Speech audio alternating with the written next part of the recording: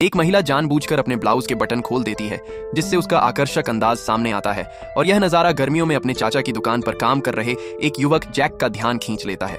उसी दिन एना अपनी कार ठीक करवाने के लिए रिपेयर शॉप पर आती है और वहां उसकी मुलाकात काम कर रहे जैक से होती है।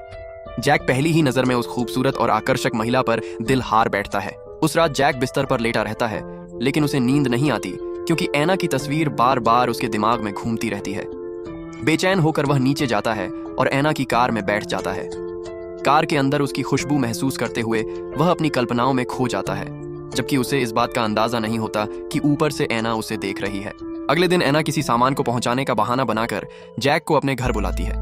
दोनों साथ बैठकर बातें करते हैं, लेकिन अचानक एना उठकर जैक की गोद में बैठ जाती है। दोनों पूरा दोपहर कमरे में अकेले बिताते हैं। जब नया सेमेस्टर शुरू होता है तो जैक यह देखकर हैरान रह जाता है कि एना दरअसल उसकी नई टीचर है और यह बात उसे और भी ज्यादा उत्साहित कर देती है। क्लास के बाद उसके दोस्त एना की खूबसूरती की चर्चा करते हैं और एना भी सभी से मुस्कुराकर मिलती है।